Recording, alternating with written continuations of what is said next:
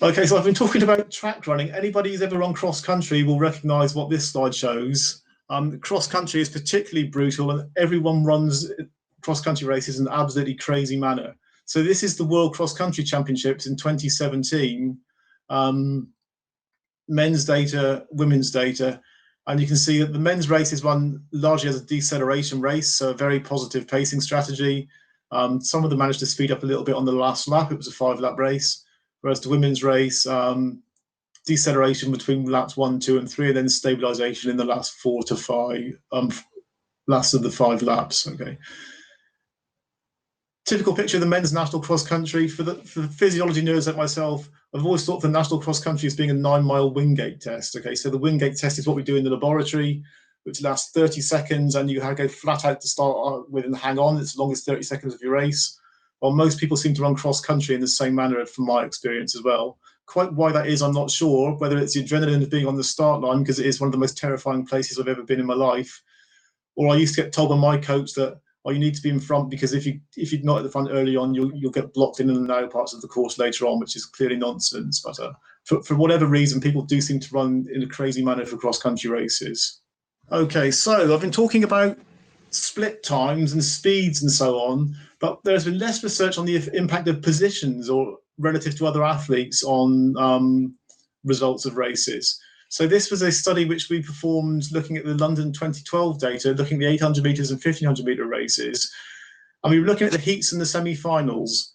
And what we were trying to do is we were trying to identify the probability of someone securing an automatic qualifying position based on their intermediate positions at the 400 and the 800 metre point in the 400 and 1600 metre point in the 800 metre races, and at 4, 8, 1000 and 1200 metres in the 1500 metre races.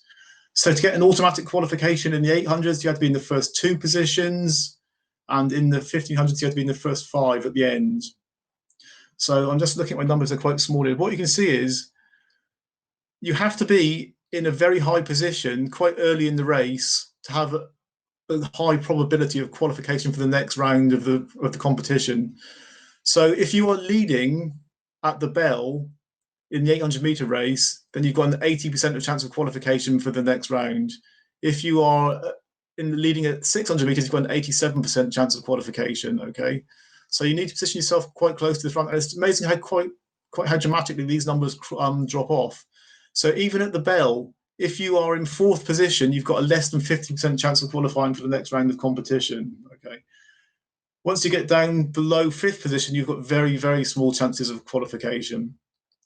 And we see a similar pattern in the 1500 meters. Okay, not quite as dramatically, but if you are, what does it say? So if you are outside the top 6 or 7 positions after the first lap, you've got a best of 30 to 40% probability of qualifying for the next round of competition, okay? Which would suggest that the old strategy of sitting in at the back and relying on your big finishing kicks is a dangerous one, because you need to be quite high throughout the race to have a chance of qualification for the next round. Even as early as 400 meters, in fact, in the Olympic Games, if you were in last position at the 400 meter point, nobody qualified for the next round of competition from that position. So sitting around at the back would appear to be quite a dangerous strategy. Now, this was a similar study which Arturo and myself performed on the London 2017 data. We found very similar results, actually.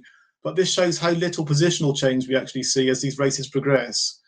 So what this shows is, for the 800 meter races, this is the finishing position. And this shows the average position of eventual first place finishers at the 400 meter point. Okay, an average position of eventual second place finishers at the 400 meter point. And the first thing to notice is just how little crossover there is between the 400 and the 800 meter points. So positions don't change very much at all. If you look at the 1500 meters, we can see it's a bit more messy. There is more positional change, but still not a lot happens after the 1200 meter point. Okay, so again, this suggests that, well, in layman's terms, you need to get stuck in and get yourself close to the front to maximize your chances of qualification to the next round of competition if you're in a heat situation. An additional layer of analysis we did with the second study is we looked at the ability to run a final lap as well. So we developed this statistic called ROSPT, ROSPT, which stands for rank order split time. Okay, so I'll stick with this is the similar data to what I showed you for the London 2012 data. This is the probability of qualification for the next round of competition as an automatic qualifier based on your 400-meter position. So again, you can see if you're not in the first 3 positions, you've got, in this case, at best, a 28% probability of qualification to the next round. But this shows your probability of qualification based on your ability to run a fast final lap. So if you were the fastest athlete in the race over the last 400 meters, you had a 78% chance of qualification. If you were the second fastest, you had a 78% chance of qualification. If you were outside the top 3, then you've got at best a third, 1 in 3 chance of qualification. So essentially this demonstrates that yes, you need to be in a good position, a high intermediate position, but also you need the physiological abilities to finish fast over the final lap. And one other level of analysis we performed on this study, in this one we looked at the fastest losers, which we ignored in the London 2012 study. So obviously some positions are available to athletes who don't achieve an automatic qualifying position, but they are in the fastest non-qualification positions.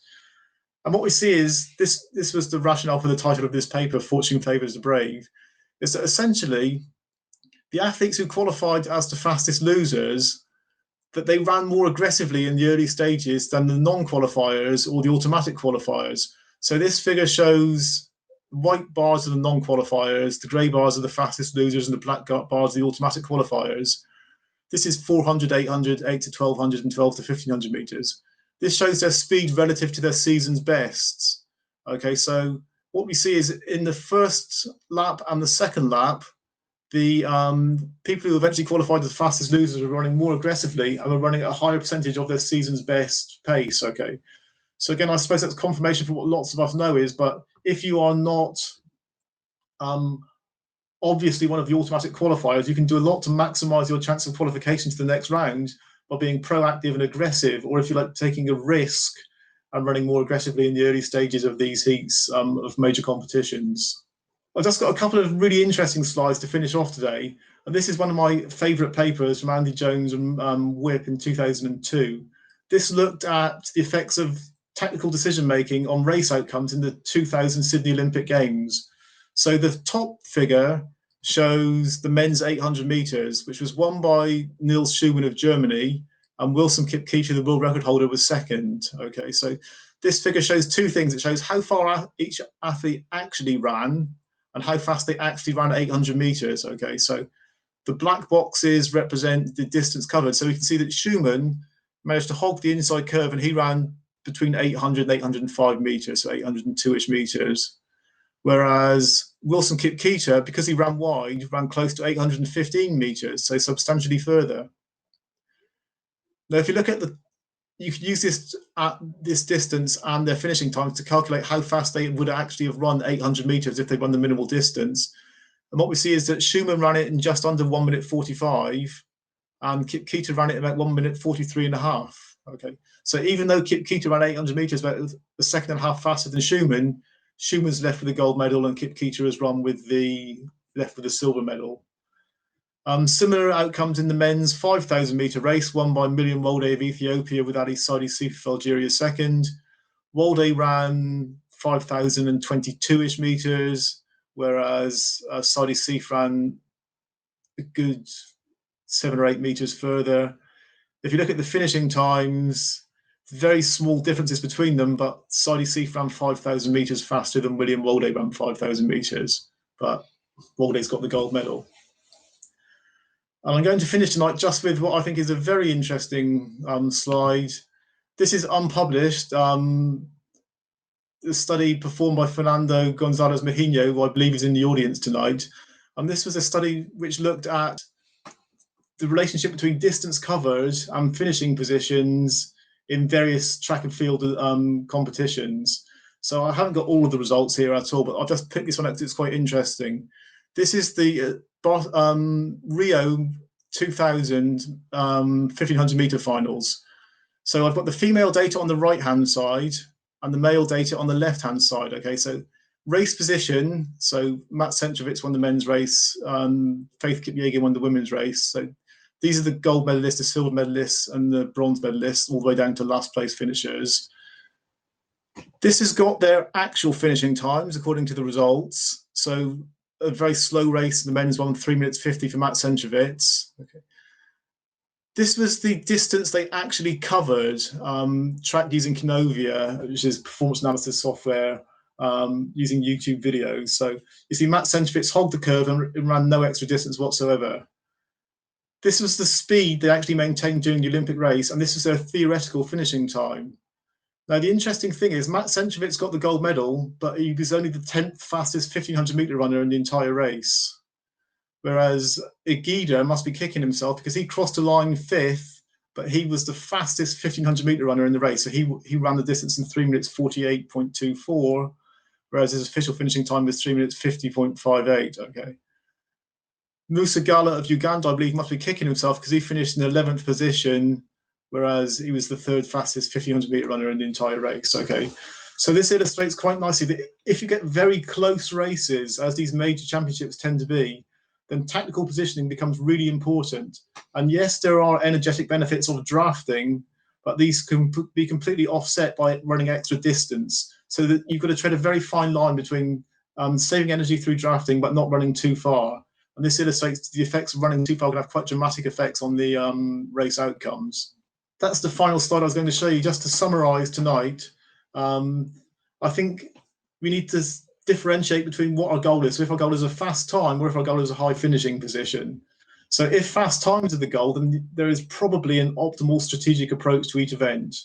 So for the sprint events, you're looking at very much an all-out pacing strategy. There's not a lot of strategy to it. Perhaps there is in the 400 meters. The 800 meters, I think you need to accept that you will experience some kind of slowdown as the event progresses. So some kind of positive strategy is optimal for the 800 meters. Anything above 800 meters even appears to be the way forward. However, you need to be aware that your pacing strategy is likely to be heavily influenced by the effect of other competitors. This could be beneficial because they allow you to dig deeper and achieve greater realization of your performance potential, but it could also be negative if they effectively put you off your optimal pacing strategy. Running in a group does appear to be beneficial for perhaps cognitive or aerodynamic benefits, or some combination of both. And when it comes to championship racing, then tactical positioning is absolutely key. Okay, so when it's not about times, how you position yourself relative to opponents is really important in determining the race outcome.